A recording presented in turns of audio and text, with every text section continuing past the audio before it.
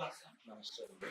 Sir, Annamayya district లో ఒక మహిళ పైన ఒక యువకుడు దాడి చేశాడు. అతను ఆ అమ్మాయిని ప్రేమించాను, ఆ అమ్మాయి వేరే పెళ్లి చేసుకోబోతుందన్న ఒక ఉద్దేశంతో, ఒక కక్షతో ఆ అమ్మాయి పైన కత్తితో దాడి చేసి యాసిడ్ పోయడం చూస్తున్నాం సార్. సో ఈ ప్రేమికుల రోజు జరగడం మరింత విషాదంగా మారింది. ఇప్పుడు రెండు రాష్ట్రాల్లో కూడా సంచలనంగా మారింది. అండ్ చంద్రబాబు నాయుడు గారు, నారా లోకేష్ గారు అందరూ కూడా స్పందించారు.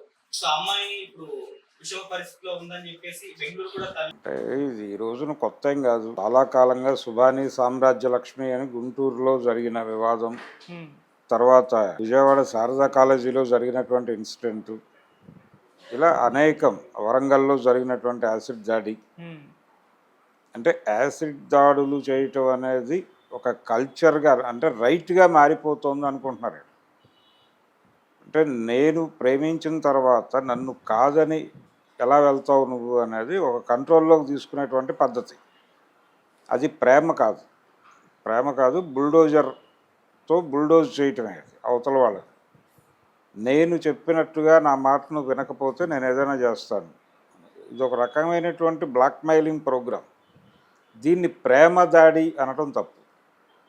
ఇక్కడ ప్రేమ అనే దానిలో క్షమ ఉంటుంది. అంటే వలచుట తెలిసిన నా మనసునకు మరచుట మాత్రము తెలియనిదా అని రాసిన ఆత్రేయ గారు, మనసిచ్చినదే నిజమైతే మన్నించుటయే రుజువు కదా అంటాడు. అంటే మన్నించటం అనేదే రుజువు నువ్వు ప్రేమించాను అంటానికి. ఒకవేళ నువ్వు మన్నించకపోతే నువ్వు ప్రేమించింది ప్రేమ కాదు అనే సెన్స్లో రాశాడు ఆయన. అలాగే ఇంకొక పాటలో ప్రేమ మార్గం ఎన్నడూ ఒకే వైపు దారి కాదు అంటాడు. అది వన్ వే ట్రాఫిక్ కాదు. నువ్వు నీ తలుపును తెరిస్తే అవతల తలుపు తెరుచుకోవచ్చు, తెరుచుకోకపోనువచ్చు. దాన్ని యాక్సెప్ట్ చేయాలి నువ్వు అని చెప్తాడు. అలాగే ఎవరైనా సరే, ఎవరికైనా సరే వారి నిర్ణయాలు వారివే, ఎవరు ప్రభావితం చేయలేరు. అవతల వాళ్ళు కనుక వ్యతిరేక నిర్ణయం తీసుకుంటే దాన్ని సహించి ట్రావెల్ అవ్వగలిగితే ట్రావెల్ అవ్వు, లేకపోతే దండం పెట్టి తప్పుకో. అంతకు మించి వేరే మార్గం లేదు. అది నీ హక్కు కాదు, వాళ్ళ అధికారం. ఎవరి జీవితాన్ని వాళ్ళు నిర్మించుకునేది వాళ్ళ అధికారం. నీకు అడిగేంత వరకే మమకారం ఉంటుంది. అదేమిటి, మనం ప్రేమించుకున్నాం కదా అని అడిగేంత వరకే నీ మమకారం. ప్రేమించుకున్న మాట వాస్తవమే, కానీ నేను ఇప్పుడు వేరే పెళ్లి చేసుకోవాలనుకుంటున్నాను అనే అమ్మాయి చెప్పినప్పటికీ అది ఆవిడ అధికారంగా మాత్రమే చూడాలి, హక్కుగా చూడకూడదు.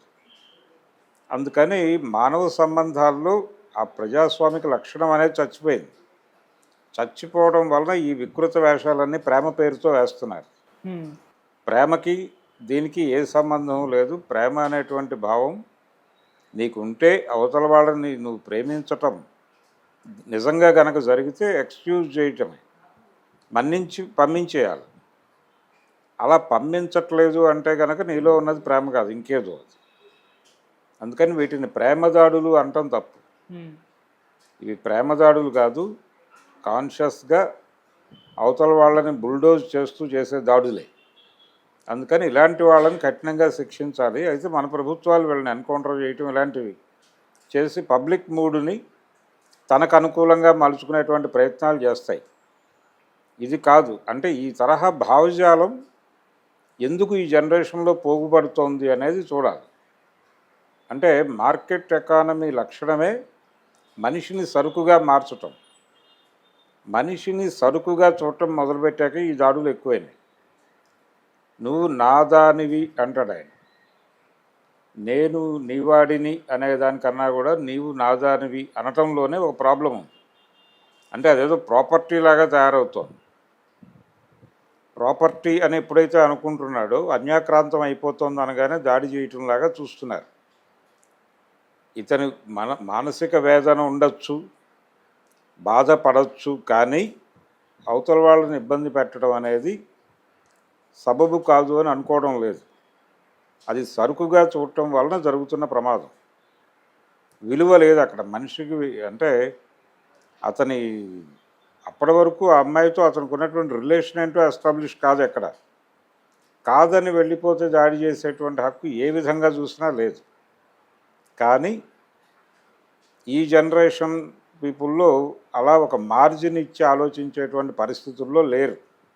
స్పేస్ ఇచ్చి ఆలోచించడం లేదు ఎవరు. స్పేస్ లేకుండా ఆలోచిస్తున్నారు.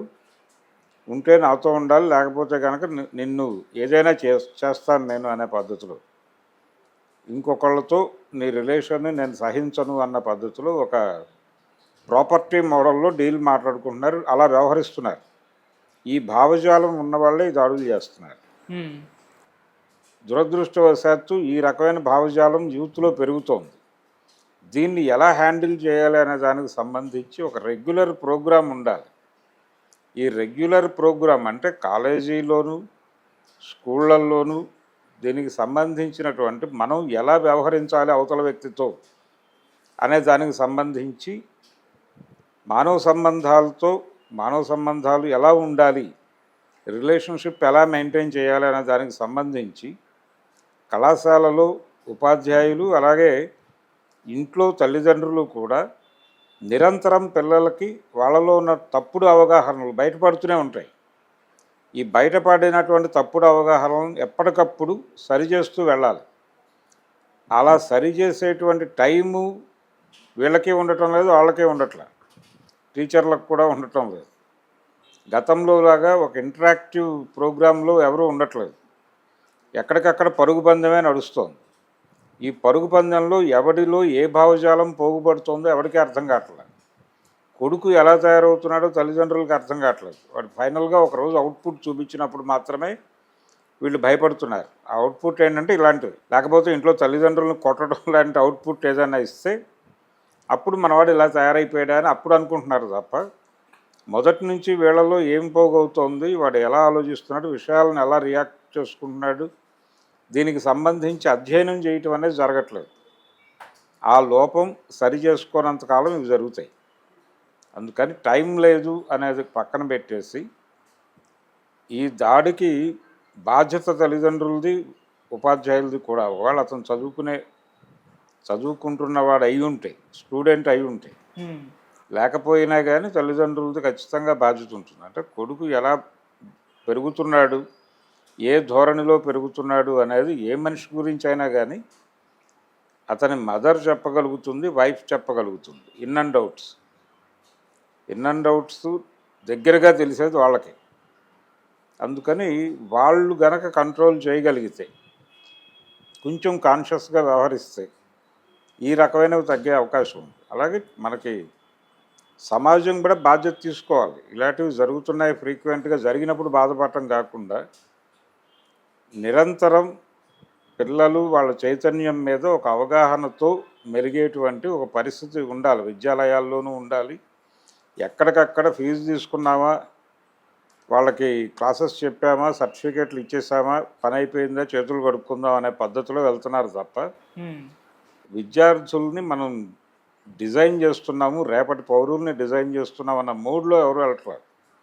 గతంలో స్కూళ్ళల్లోనూ కాలేజీలోనూ కూడా ఒక మోరల్ క్లాసో పాడో ఏదో ఉండేది. కూర్చోబెట్టి కాసేపు ఇంటరాక్ట్ అయ్యేవాళ్ళు టీచర్స్, ఏదో ఒక ఖాళీ అవర్లో బిహేవియర్కి సంబంధించినటువంటి విషయాలు మాట్లాడేవాడు. పాత సాహిత్యంలోంచి, కథల్లో నుంచి తీసుకొచ్చి మరీ మాట్లాడేవాళ్ళు. ఇప్పుడు ఆ ధోరణి పోయింది.